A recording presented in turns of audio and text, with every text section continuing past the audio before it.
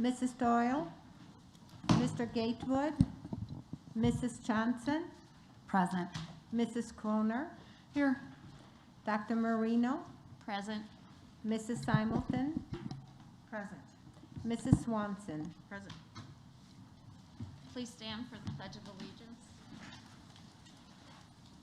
I pledge allegiance to the flag of the United States of America and to the republic for which it stands, one nation, under God, indivisible, with liberty and justice for all.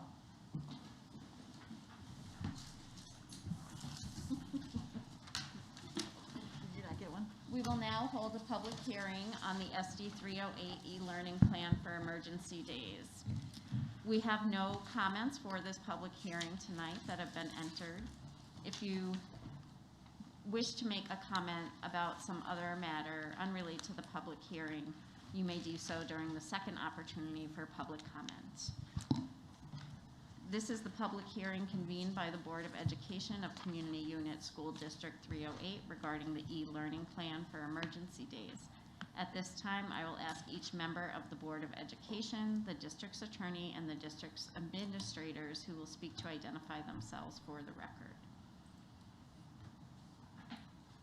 At this time, I would like to ask our administrators to give any additional information, updates on the SD308 e-learning plan. Thank you. As is in the documents, there is one large change to the emergency plan. I want to remind everyone that this is just in lieu of closing school for emergency days. Examples include inclement weather or an unforeseen school closure. This is our timeline that if it is approved tonight, it would go on to the Regional Office for Education for approval. It would not be final until that comes back from our Regional Office Superintendent. The plan is in accordance with all the ISB guiding principles. The plans for early childhood and elementary have not changed since the last meeting, but the secondary remote instruction has changed. That it is now a full day with full-length class periods both at the junior high and at the high school level. Any questions or comments? Okay. And now the board asks members of the public to comment. Oh, sorry, we already don't have any. So at this time, we will close the public hearing. On behalf of the Board of Education, I would like to thank the public for attending tonight's meeting. We value the feedback we receive from our residents and encourage everyone to take an active interest in the public school system. Residents interested in speaking to the board this evening are asked to have completed a comment card and presented it to the secretary of the board. When the secretary calls your name, I ask that you come to the microphone, state your name for the public record, and provide your feedback. I will read up to 3 email comments submitted by students only. Please note that comments are limited to 3 minutes per person for a total of 30 minutes. No discussion of personnel matters or responses to questions are permitted. The board does not participate in discussion during public comment. Follow-up to your questions or concerns will be addressed by administration through the contact information provided on the comment card. Thank you. Anna Bosco. Yeah, right there.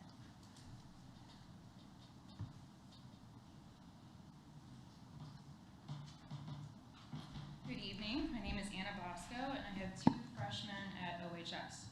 At the 927 meeting, many board members commented about the difficult time our students have had in the last year and a half. I must remind you that the best way to help our students is to not enforce the governor's mask edict in our schools. You may roll your eyes, but this request is not unreasonable or unscientific. Some tell me children have adjusted and are okay with masks. Parents are the only ones fighting the mandate. Okay, so children, God bless them, are impressionable and eager to please. But we don't allow children to choose their diet, their bedtime, or how many hours of video games they can play. Why would we dismiss this important health discussion as unnecessary just because they're not interested in it anymore? Parents in Gainesville, Florida sent 6 masks to the U of F's Mask Spectrometry Research and Education Center after 5 to 8 hours of wear for testing. The analysis detected 11 dangerous pathogens on the masks, among them viruses and bacteria that cause pneumonia, tuberculosis, meningitis, sepsis, bloodstream infections, UTIs resistant to antibiotics, E. coli food poisoning, Lyme disease, diphtheria, Legionnaire's disease, and other severe infections. Students and staff wear masks while dissecting frogs in biology, while in the bathroom flushing the toilet. They set it on the cafeteria table while eating lunch, sneeze into it, sweat through it during PE classes and indoor athletics, cough through it, and touch it dozens of times throughout the day to adjust it, all in the same day in any order. We freak out about allergens and mold in our general vicinity, but we're perfectly fine with incubating all that gunk in front of our faces while we breathe. And there are other health concerns to consider. A study at a German university received 26,000 reports from the doctors of children who were required to wear masks. 68% of those children suffered adverse effects. Half had increased anxiety. Many others experienced shortness of breath, panic attacks, face rashes, dental disease, headaches, and more. Let's put this in perspective. We're continuing all this suffering for a virus that has a 99.995% survival rate for kids. As of September 22nd, per the CDC, 464 children under the age of 18 died of COVID-19 in the prior 18 months. In the 2017-2018 flu season, which is far less than 12 months, 480 children died of influenza. Each one is a tragedy, but in 2018, when nearly 500 children died of the flu, no one panicked, no one wore masks, because we knew that germs and risks and tragedy even are a part of life. We are creating a fear of normal risk for our kids, and it's wrong. Parents know their children's medical history and should be the ones to determine what health decisions and risks are right for them. I've told my children that the most important training they can gain from school is to learn how to think critically, independently, and to form their own educated opinions instead of accepting anything at face value. I implore the School Board of District 308 to do the same. Please stand for truth and freedom regardless of politics, money, or PR, with liberty and justice for all. Thank you. Keisha Earl. Good evening.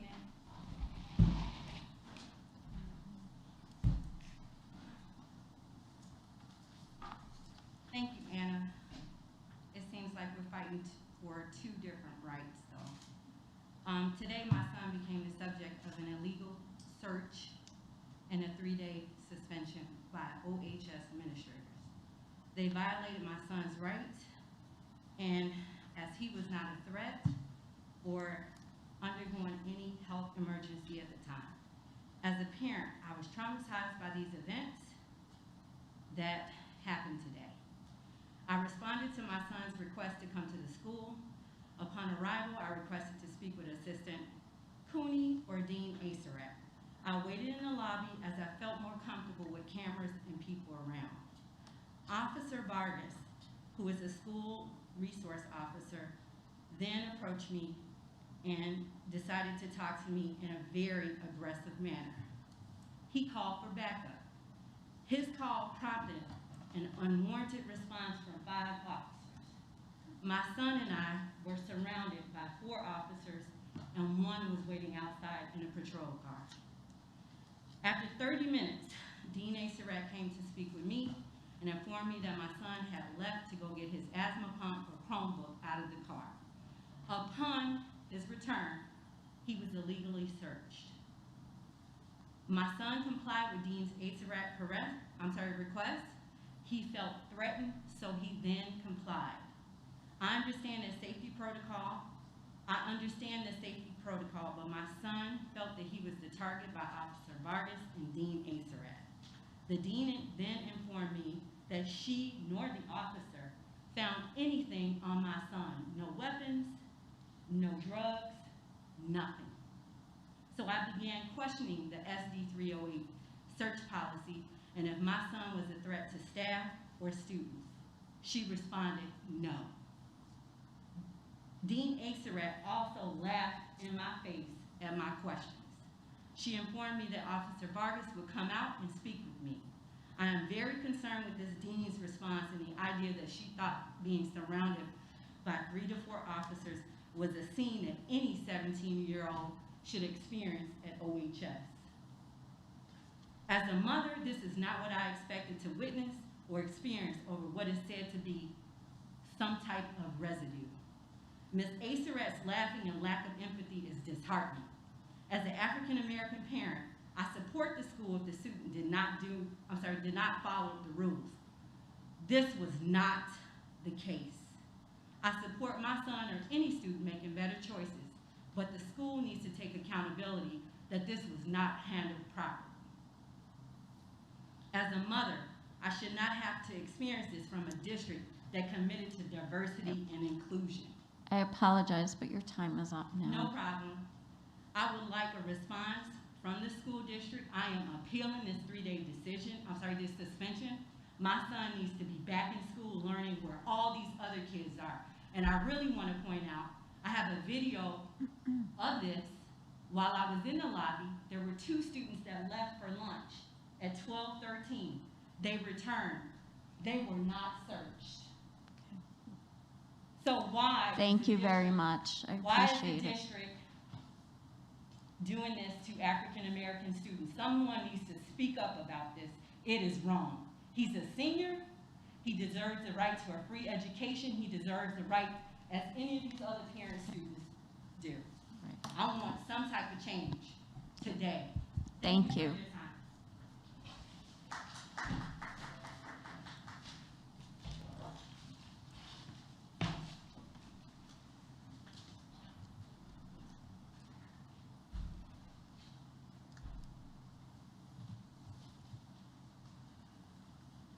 Is that it? Thank you.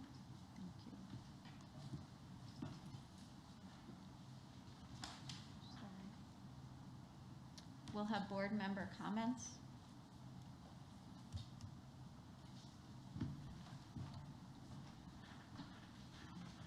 I don't really have a whole lot, just that I'm looking forward to being able to finally attend a crosstown game this weekend. And I'm visiting Prairie Point this week, so I'm looking forward to Nice. that visit as well. Nice. The board has been doing meet and greets at the different schools to meet the teachers and to walk the schools and just have an opportunity to show our support. That's what Ms. Croner's referring to. I know myself, I've been to Brokaw and Fox Chase so far, and it's just been a pleasure to see the kids back in school and see the teachers and offer them our support. I just wanted to share that I have had the opportunity to speak with a lot of parents over the last week or so, and a lot of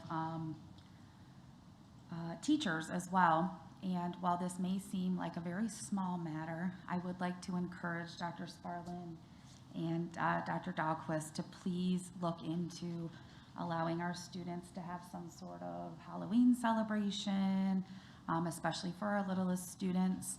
I know that they are looking forward to it, and parents understand right now that that is not allowed to happen. So on their behalf, I would really like that to be considered. Thank you.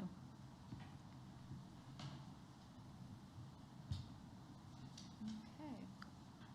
We'll now have board advisory committee updates. Can we hear from the teaching and learning committee?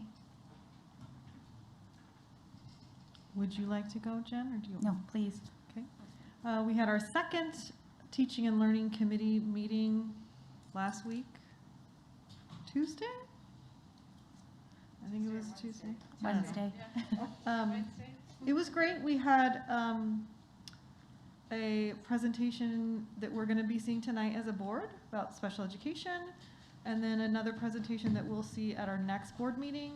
There were a lot of great questions that were asked and some great discussion at that meeting. I really appreciate the committee. It seems like it's going to be a great group of people.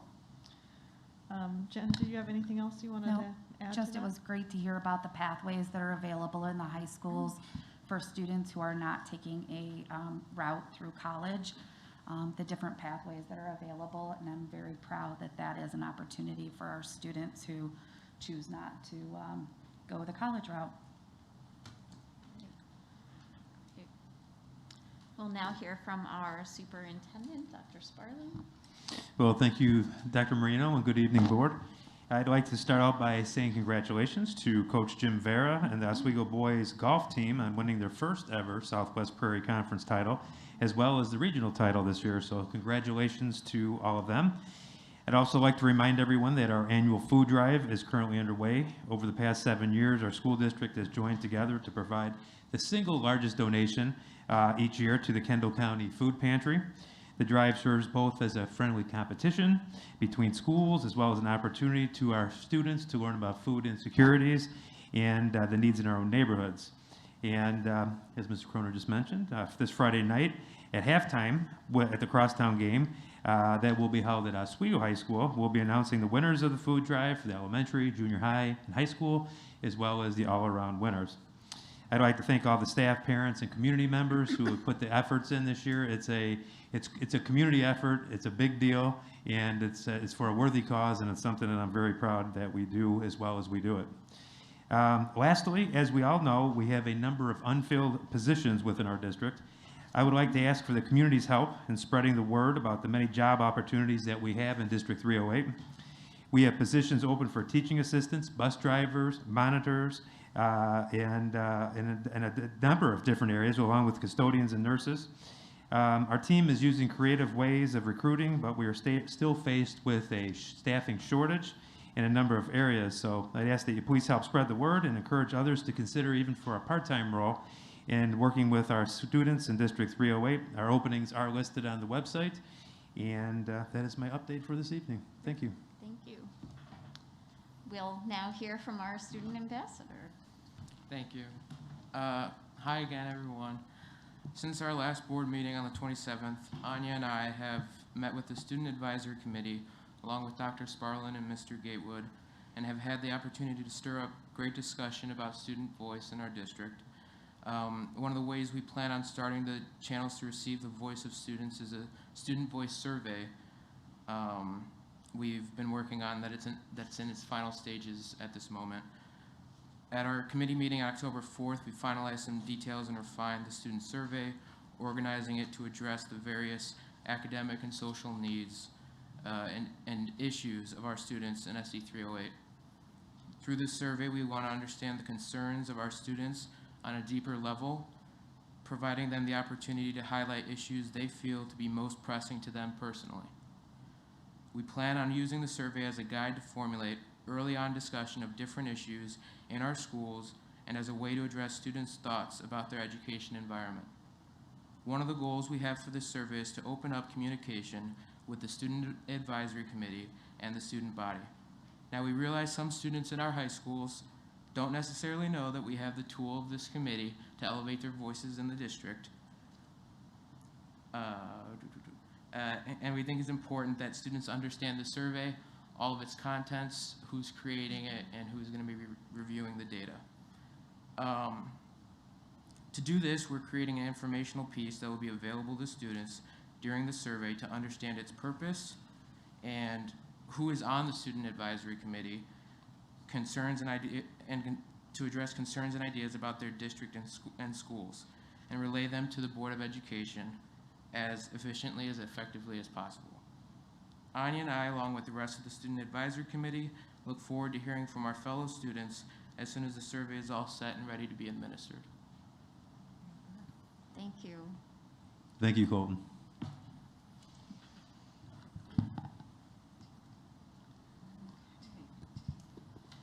Can I have a motion to approve the consent agenda, please? I make a motion to approve all items under consent, including 7.1, minutes from the September 27th, 2021 Board of Education meeting, open and closed session, and 7.2, to acknowledge the FOIA requests received by the district. Second. Mrs. Simulton? Aye. Dr. Marino? Aye. Mrs. Swanson? Aye. Mrs. Croner? Aye. Mrs. Johnson? Aye. Motion passes 5-0. Item 8.1 is financial statements. Does the board have any questions on the information provided? Item 8.2 is part of a series of annual reports the Board of Education will receive throughout the year. Dr. Hildebrand, our Executive Director of Special Education, will provide the board with tonight's report. Welcome, Dr. Hildebrand. It's good to see you. Thank you. Thank you so much for the opportunity to present to you this evening. As we have stepped into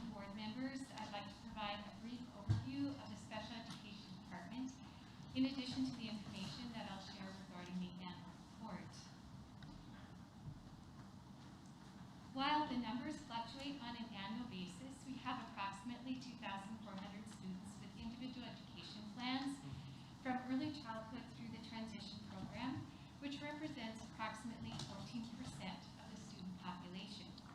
In addition, we have approximately 650 students from kindergarten through 12th grade that have 504 plans. Students with IEPs or individual education plans qualify for specialized instruction and related services support as appropriate, whereas students with 504 plans are students with disabilities where their educational impact of the disability does not rise to the level of specialized instruction, but requires accommodations and supports within the general education environment. We provide a continuum of services and supports for students with IEPs. These services may be provided through specialized instruction in a general education classroom, such as push-in and co-taught services, to specialized instruction in a self-contained special education classroom. We have programs for students whose primary barriers to learning range from behavioral challenges to language or academic challenges and or physical impairments such as vision and hearing loss. Services are provided from early childhood through the school year where a student turns age 22. For some of our students, the least restrictive environment is a specialized program such as Eastview Academy, or placement in a private therapeutic day, or residential program, or hospital home-bound. The district, we provide, through these services, we also provide a variety of related services and instructional services for students whose needs require them. These include such related services as social work, hearing or vision itinerant services, or assistive technology support. For programs in which students require therapeutic supports, we also employ a music therapist and contract with art and pet therapy services. In the past 2 years, we've continued to hire behavior specialists to support students with behavior intervention plans in select programs, such as our STARS Autism Program, Skills, and Eastview Academy, which are students who have, primarily for students with behavioral challenges. The district support team is also an important team within the special education department. In addition to providing consultation and support to staff who are working with students undergoing evaluations for special education or who have IEPs or individual education programs, they coordinate all professional development within the department. They also work closely with the general education instructional coaches in ensuring that district initiatives are coordinated across departments, and they coordinate and implement the nonviolent crisis intervention training for program staff and administrators, which include both general education and special education. As outlined by Ms. Dahlquist several weeks ago, the district has set goals within the Envision 308 plan for 2026. Within the special education department, we are committed to ensuring that all students require services appropriate to their needs based upon measurable and observable data. These data will be utilized to direct instructional programming that will optimize educational outcomes for students in the district and building-based oversight and support. This year, we're focusing on the priorities that we've outlined for 21-22. And I've highlighted each of these priorities at the top of each slide. To support goal development and appropriate programming for students, the district is developing a matrix utilizing academic, language, behavioral, and social-emotional criteria that will support IEP team decision-making through the analysis of these data. A draft of the cross-categorical matrix was actually shared with teachers in select programs, early childhood and the STARS program, and with EPIC, which is the Exceptional Parents for Exceptional Children, prior to March 2020. We are continuing to develop the matrix for use with all elementary programs this year. And in addition, we're also developing and or refining entry and exit criteria for district therapeutic programs, Eastview Academy, and REACH. And I'll provide more information regarding REACH at this time. So the REACH program is a program that we're currently piloting on a small scale with select students at the high school level. The purpose of the program is to support students with significant internalizing namely students who've experienced hospitalization due to self-harm, ideations, or attempts. We're working with staff members at Eastview Academy to build upon and expand the instructional, behavioral, and therapeutic programming there. And as you may know, recent legislative changes have resulted in extending the age range in which students are eligible to remain in the transition program. They're now able to remain in the program through their 22nd school year. So when they turn age 22, they can stay for the remainder of the school year. And as I stated before, we're continuing to expand the behavioral supports provided in special education programs where students have behavior intervention plans.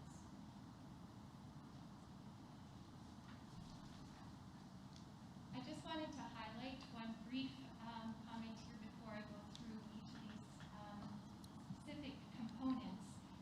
When I've outlined here that we conducted executive functioning skills training, when we talk about executive functioning skills, we're talking about those skills that students need in order to be able to be successful in completing their schoolwork. So this includes things such as the ability to plan, to organize, to complete a task, and to engage in self-monitoring in order to be able to complete a task successfully. So we've conducted professional development, which we consider to be the cornerstone of the department in ensuring continued compliance and implementation of the legislative requirements pertaining to students with disabilities. In order to optimize and support learning outcomes for students, we're providing training to staff on special education curricula and individual education program development. So we've also, as a district, believe that building-based decision-making for all students is important, including students with IEPs and 504 plans.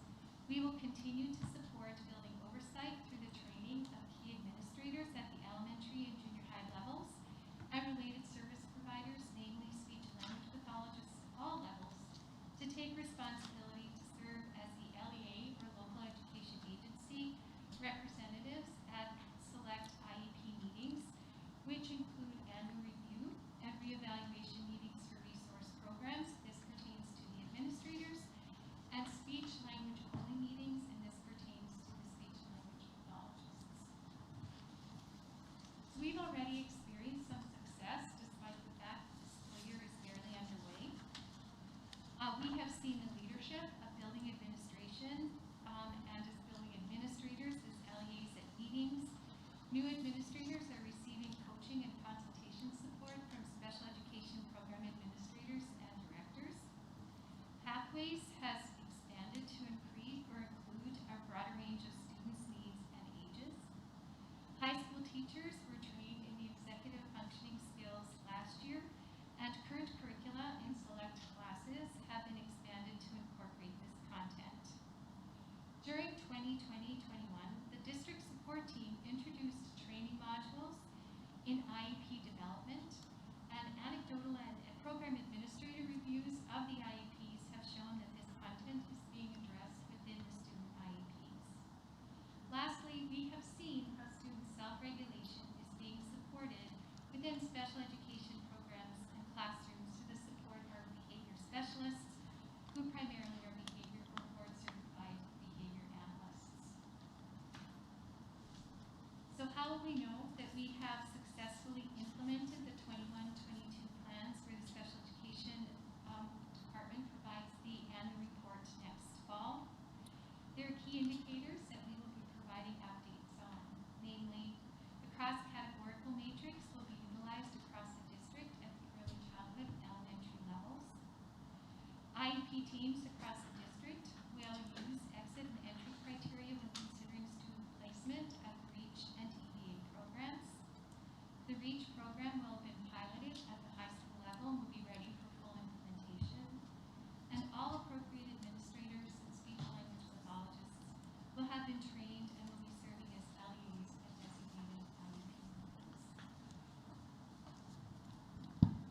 No questions? Well, thank you for that, Dr. Hildebrand. Board, what questions do you have for Dr. Hildebrand this evening? I have just one.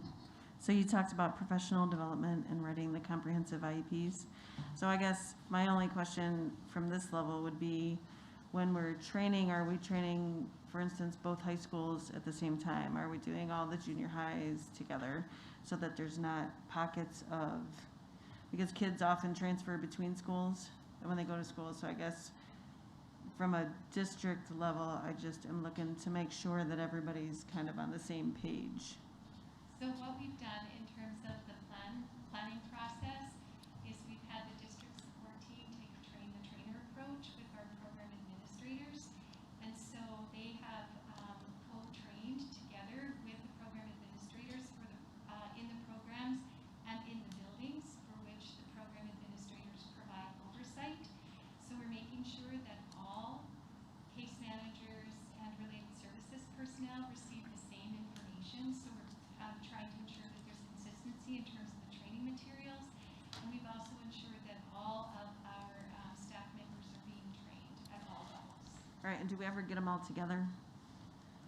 Well, altogether, I guess, is a relative term, given All right, but we we're in a have the- virtual environment. But yes, Yeah. we try to, for example, our related services, we will have a virtual training for our related services staff members, that they all hearing the same message at the same time. No, go ahead. Thank you very much for your presentation tonight. I do want to look at, I think it's page 13, indicators of success. I appreciate those as indicators of success, but that is that kind of the point of the program, though, that those will be in place by October 22nd? My concern is that we don't have a compliance indicator of success, and I feel like we need to make sure that we are constantly looking at our compliance and keeping ourselves accountable. Sure, so there are things that we have to routinely do every single year. That would be one of them. These were directly related to the new additional priorities of Envision 308, so that when we come back a year from now, what will we say out of Envision 308 has been done? So there's many, many other things that we do every year to make sure quality of programs and compliance, but this is how it relates to the new pieces that we're putting in for Envision 308. I appreciate that, thank you. I continue to see, information that floats around social media regarding our special education program, and I want us to continue to strive to make sure that we are meeting the minutes that we need to meet, and we are really addressing our students where they're at and giving them the accommodations that they need. So I would just greatly appreciate if we could make sure that that is also a part of all of these discussions. Thank you. Go ahead. Hi, Dr. Hildebrand. How are you?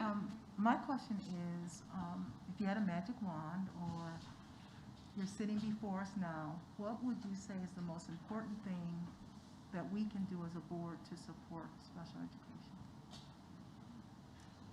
So, thank you for that question. And I guess there are multiple priorities that I can think of. I do want to preface my response by saying that I am so appreciative and humbled by the special education personnel within our district. We're dealing with significant staffing shortages this year. To your point, we're very cognizant of the fact that we need to ensure that our students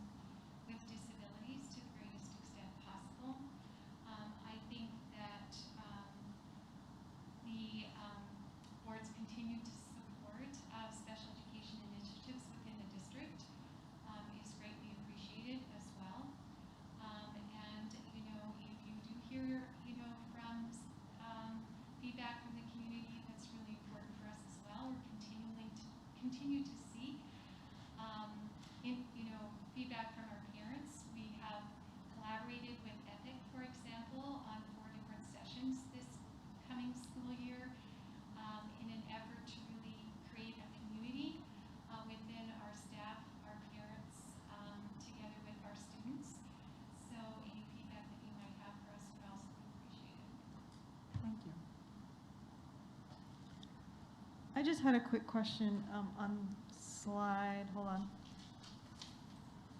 10, where you mentioned that we have professional development happening for our special ed teachers in the areas of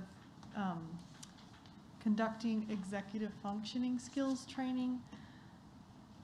I feel like, at least my understanding of what that means, is something that could also be valuable to our regular classroom teachers. I know that a lot of classrooms, particularly at the elementary level, are kind of struggling with getting kids adjusted back into classroom life. And I'm wondering, not that you, especially in light of staffing shortages, have time to be training all of our staff on how to teach executive functioning skills, but is there something of that that could be made available to our regular classroom teachers if they wanted to get some additional resources or support in that area? Just curious.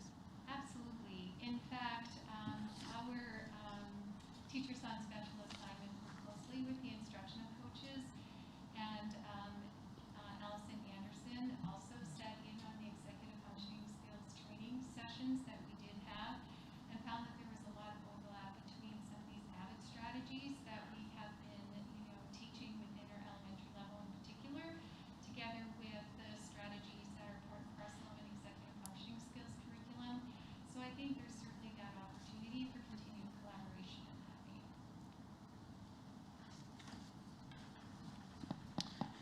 Any other questions from the board? All right, thank you so much, Dr. Hildebrand. Appreciate your time. Did you have any questions? No, okay. Okay, we'll move on to our action items. 9.1, bills for payment. Can I have a motion, please? I make a motion to authorize the payment of bills in the amount of $5,151,767.92 as presented. Second. Mrs. Croner, Aye. Dr. Marino, Aye. Mrs. Johnson, Aye. Mrs. Swanson, Aye. Mrs. Simulton. Aye. Motion passes 5-0. 9.2, approval of recommended new Equity Advisory Committee member. Can I have a motion, please?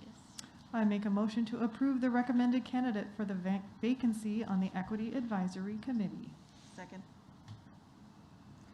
Mrs. Johnson, Aye. Mrs. Swanson, Aye. Dr. Marino, Aye. Mrs. Simulton, Aye. Mrs. Croner. Aye. Motion passes 5-0. 9.3, approval of board member travel request. Can I have a motion, please? I make a motion to approve the board member travel request to attend the Triple I Conference held annually in Chicago. Second. Mrs. Swanson, Aye. Mrs. Croner, Aye. Mrs. Simulton, Aye. Dr. Marino, Aye. Mrs. Johnson. Aye. Motion passes 5-0. 9.4, approval of SD308 e-learning plan for emergency days. Can I have a motion, please? I make a motion to approve the SD308 e-learning plan for emergency days as presented during the public hearing. Second. Mrs. Croner, Aye. Mrs. Johnson, Aye. Dr. Marino, Aye. Mrs. Swanson, Aye. Mrs. Simulton. Aye. Motion passes 5-0. 9.5, approval of MOU with the OESPA. Can I have a motion, please? I make a motion to approve the MOU with the Oswego Educational Support Professionals Association as discussed and presented. Second. Mrs. Johnson, Aye.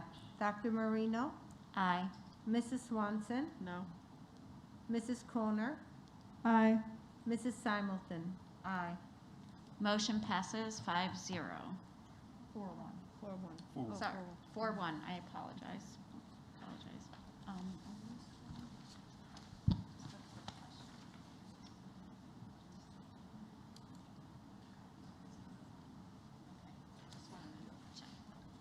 Okay. 9.6, approval of the personnel report. Can I have a motion, please? I make a motion to approve the personnel report as presented. Second.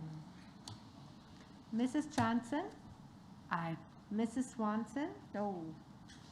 Dr. Marino, Aye. Mrs. Simulton, Aye. Mrs. Croner. Aye. Motion passes 4-1. Got it right then. Can I have a motion to adjourn? Can I just really quickly say good luck to all the kids taking the PSAT Yes. tomorrow? Yes. I totally yes. forgot that, even though my children are also taking it. So Yes. good luck tomorrow. Or you don't have to take it. No, You get that's, a day off.